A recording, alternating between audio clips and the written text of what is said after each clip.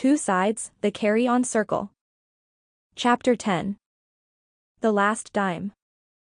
Gabriel and Marcos jumped out of their skin when an unexpected pounding came from the outside of the front door. "We got warrants for your arrest. We know you're in there." Gabriel glared at Marcos. "What are they talking about?" A panic settled into Marcos's voice. "I don't know, Dash. If you don't open up in 10 seconds, we will kick this door in." "It's over, Marcos." "Me?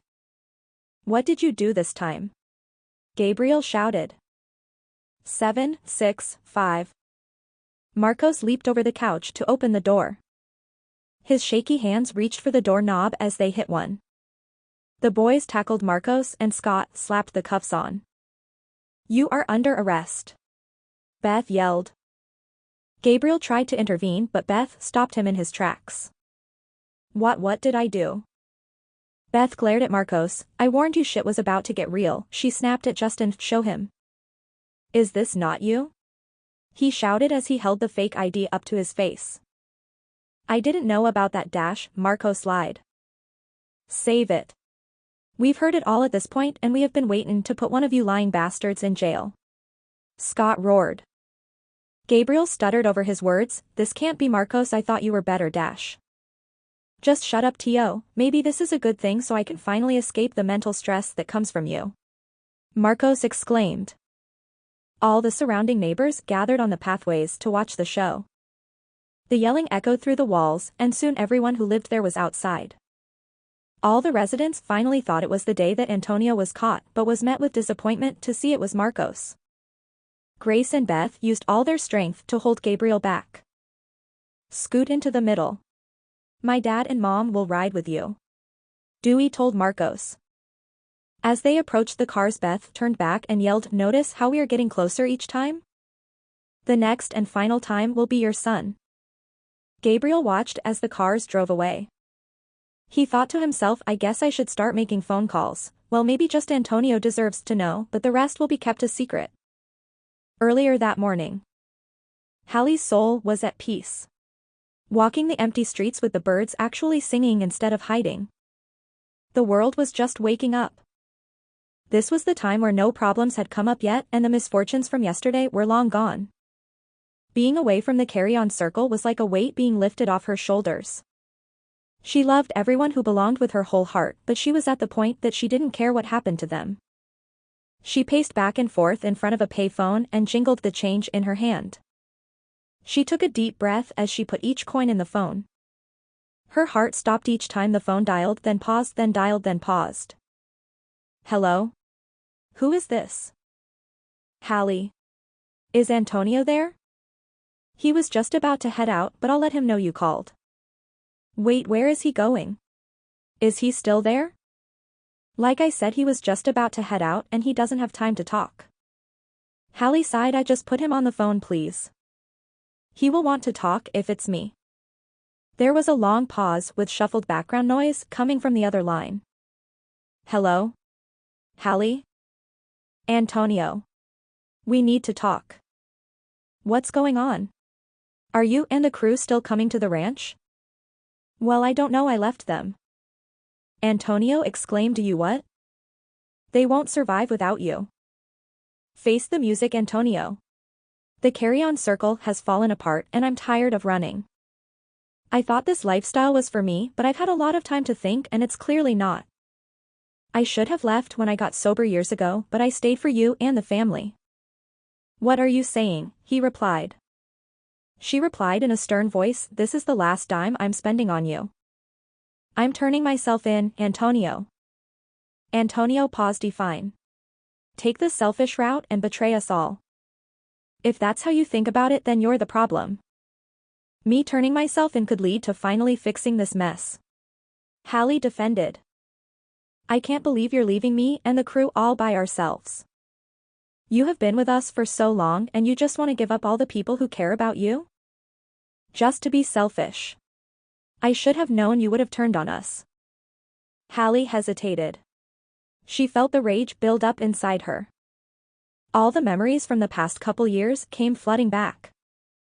All the times Antonio left them to fend for themselves. All the times they were supposed to be a team. All the times Antonio up and left without telling anyone. All the times Antonio played the victim and blamed the people around him for messing up his life.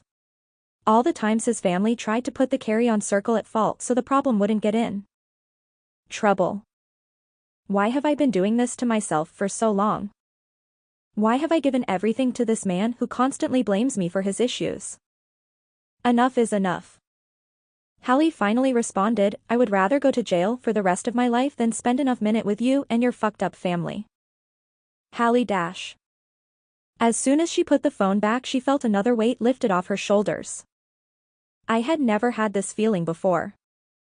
Even before the carry-on circle, I felt like I didn't have any freedom because I was trapped by the drug. Although I escaped the drug, I ended up getting trapped in the lifestyle. I finally have control of my life. Antonio held the lifeless phone in his hands.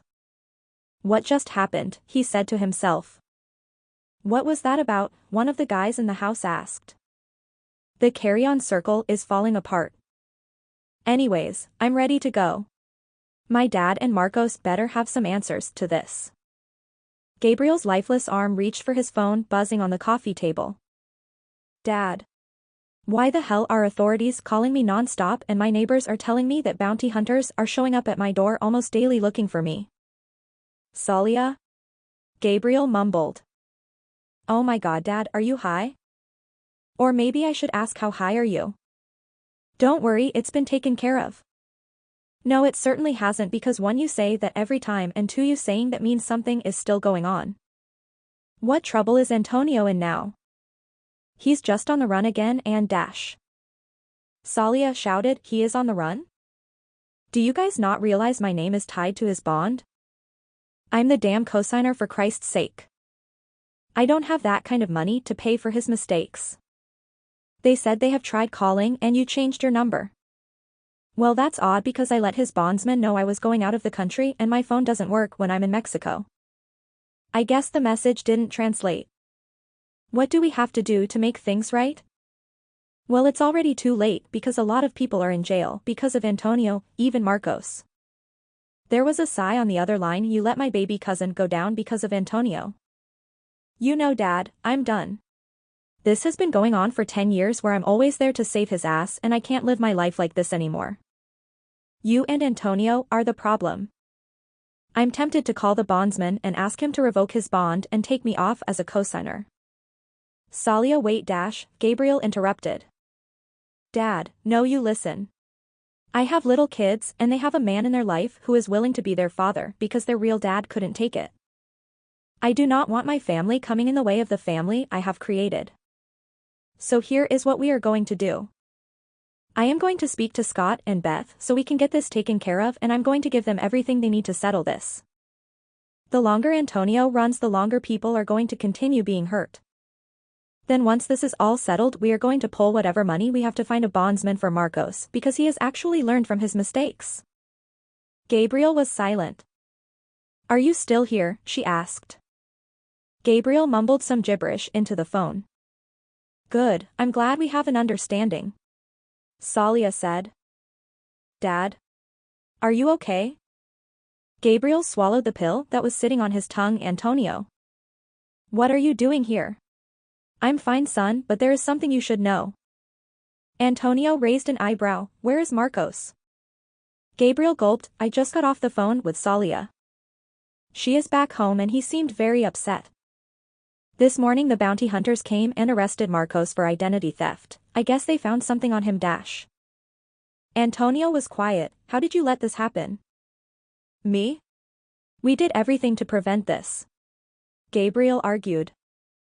I came here because I needed to know what was going on. Hallie called me this morning saying she is turning herself in, then I come here to find my cousin has been arrested. Now the rest of the carry-on circle is missing. I know it's probably not what you wanted to hear, and to make things worse, Salia wants to revoke your bond. Why am I the victim in the end of all this? Antonio replied, I feel like I'm losing everything. Hallie walked down the main strip of the east side. Her first steps of freedom, but also could be her last. The first time she finally has control of her life is about to be taken again. This time though she had the feeling she was doing something right. She stood face to face with a glass window and small building that said, Bounty Bail Bonds. The bells on the door jingled as she walked inside. The lively crowd became silent as she stepped inside. You could hear a pin drop. Her voice cracked, Hi, my name is Hallie Burns. I am aware that I am wanted and I am here to turn myself in.